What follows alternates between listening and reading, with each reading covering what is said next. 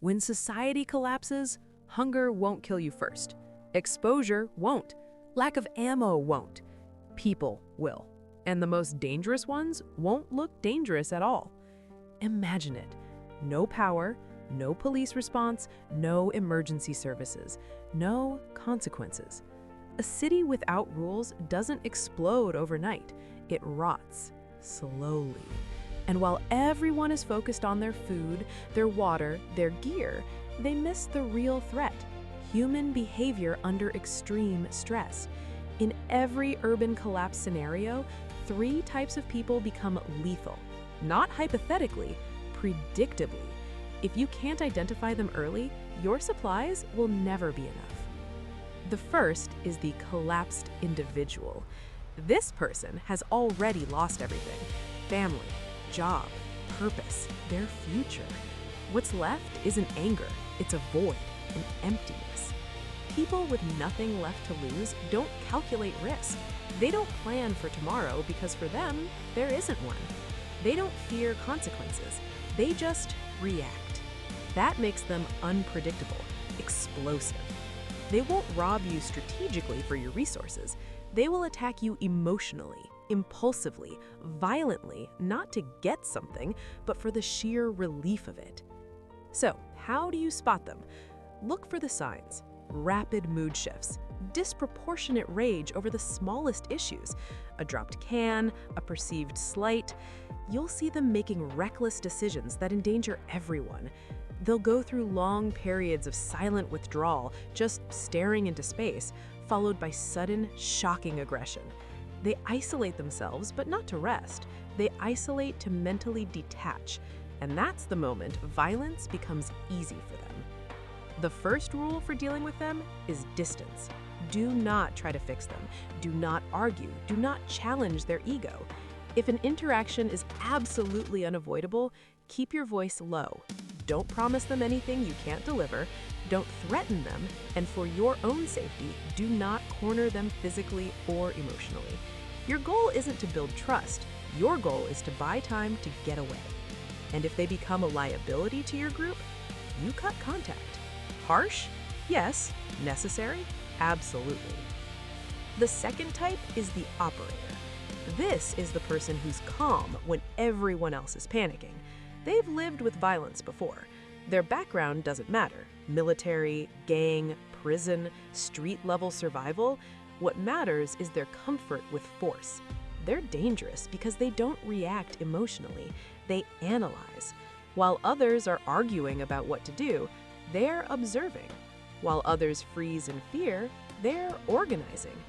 They don't need chaos, but they are masters at using it. You can spot an operator by what they do and what they don't do.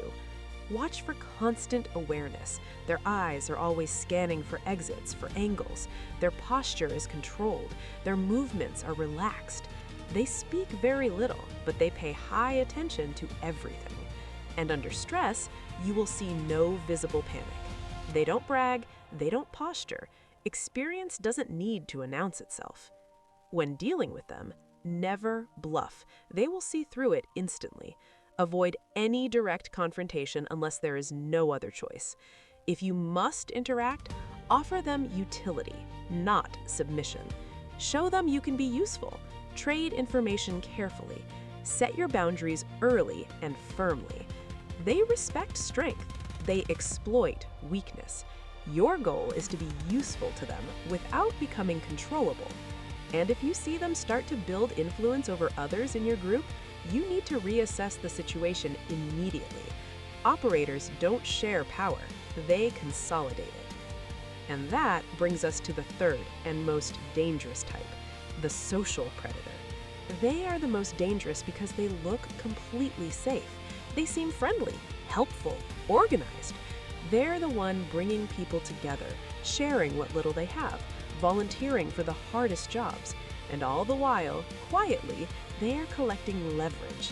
They don't use violence, not at first. They use dependency. Once people start to rely on them for food, for coordination, for morale, they own the group. Control replaces trust. The red flags are subtle. Look for an excessive curiosity about your supplies or your plans, a friendliness that feels a little too polished. Listen for backstories that don't quite add up or change slightly with each telling. Watch for them pulling people aside for private conversations. They isolate people emotionally long before they isolate them physically. It's classic divide and control behavior. How do you deal with them? Never, ever confront them publicly. They are masters of social dynamics, and they will turn the entire group against you in an instant. Instead, you work in the shadows. Limit what they know, secure your resources where they can't get to them, keep your plans compartmentalized on a need-to-know basis. If they're already embedded in your group and gaining control, their removal has to be decisive, and it has to be early. Any delay equals total loss of your autonomy. Ultimately, urban survival isn't about judging morality, it's about predicting behavior. You have to become a student of human nature. Watch people's patterns, watch their stress responses, their body language under pressure. Listen to their speech habits. Are they rambling, constantly probing, over-explaining? When systems fail, people revert to their baseline. That is your advantage. So you follow the tactical rules. Never advertise your resources, blend in, look average, sound average. Distribute your supplies. No single cache, no single point of failure. Move discreetly with small loads when visibility is low, and track everything. Your inventory is your awareness. Missing items mean you have an active threat. Most people prepare for a collapse like it's a difficult camping trip. It is not. It is a psychological battlefield. Food runs out, ammo runs out, but human nature never changes. If you can learn to identify the collapsed, the operator, and the social predator early, you don't just survive, you stay in control. This isn't paranoia. This is urban survival doctrine. Stay sharp, stay disciplined, and remember, in a dead city, trust is not free.